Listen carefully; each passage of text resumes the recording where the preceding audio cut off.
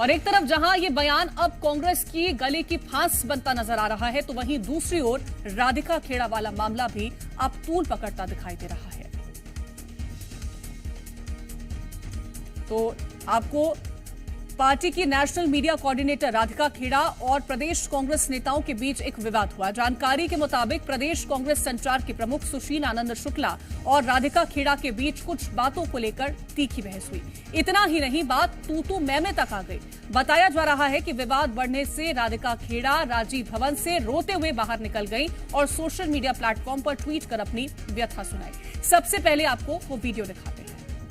Sir, ऐसा नहीं है मैं पार्टी छोड़ के जा रही हूँ। आज जो मेरे साथ बदतमीजी हुई है, कभी अपने 40 इयर्स की लाइफ में मेरे साथ ऐसा नहीं हुआ है। जो मेरी इंसल्ट करी, मेरे पे कुछ चिल्लाया गया, मैंने उसका वीडियो भी बनाया और मुझे गेट आउट होने को बोला गया जस्ट बिकॉज मेरे से मीडिया वालों से बात कर ली थी पवन जी का इंटरव्यू होगा, बिकॉज ही डज नथिंग। मैं जब उससे बात कर रही हूँ मेरे पे चिल्लाता है कंटिन्यूसली। मैंने आपको पहले भी बताया था मैं पार्टी से भी इस्तीफा दे रही हूँ। I am leaving the party.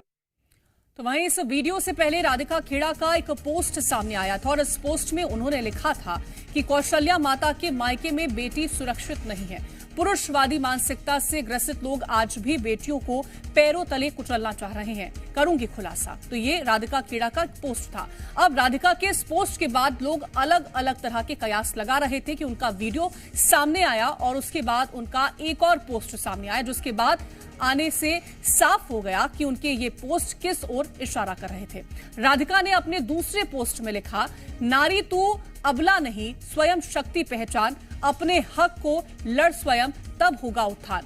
क्यों नारी लाचार है, लूटती क्यों है लाज, क्या पुरुषत्व विहीन है, हुई धरा ये आज। तो ये राधिका खेड़ा का एक दूसरा पोस्ट निकल के सामने आता है। अब राधिका खेड़ा का तूल पकड़ता ये मामला अब कांग्रेस पर भारी भी पड़ रहा है, क्योंकि इस मुद्दे पर बीजेपी ने पार्टी पर निशाना साधना शुरू कर दिया।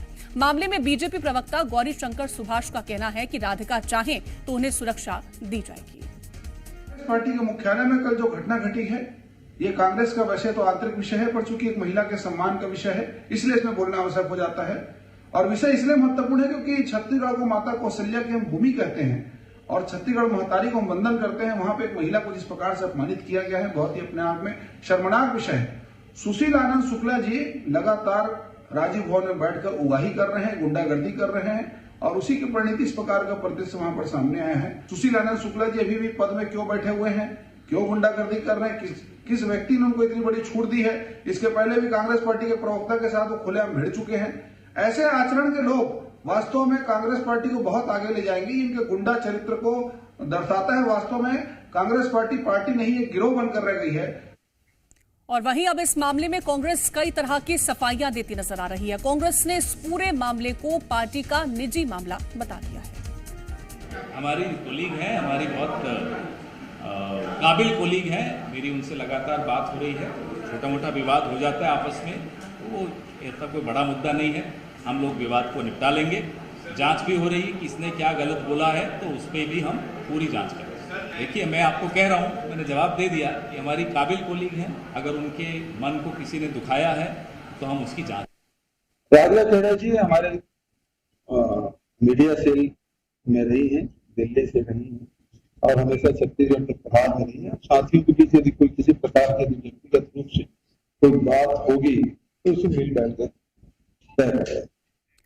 और ज्यादा जानकारी के साथ एसोसिएट एडिटर रूपेश गुप्ता हमारे साथ जुड़ रहे हैं।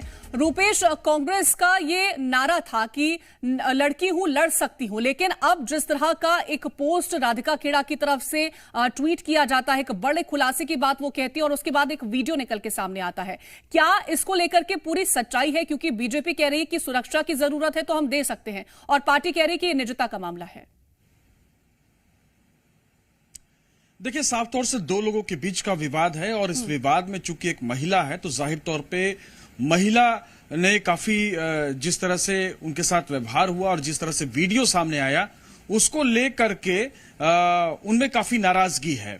राधिका खेड़ा इस वक्त कहां है किसी को नहीं पता। राधिका खेड़ा लगातार संपर्क में नहीं रही। आज पवन खेड़ा को यहां पे आना था, कार्यक्रम था और जानकारी यह थी कि राधिका खेड़ा उनके साथ रहेगी, लेकिन प्रेस कॉन्फ्रेंस में भी नजर नहीं आए और उसके बाद भी नजर नहीं आई। जो जानकारी मिल रही है उसके मुताबिक लगातार जो बड़े नेता हैं, चाहे वो दिल्ली के हों चाहे प्रदेश के हों, राधिका को मनाने की कोशिश कर रहे हैं, राधिका को समझाने की कोशिश कर रहे हैं। दूसरी तरफ बताया यह जा रहा है कि सुशील आनंद शुक्ला जो कि संचार विभाग के अध्यक्ष हैं, उनके साथ उनका विवाद हुआ था कल, जिसके बाद राधिका खेड़ा ने यह पोस्ट डाला है।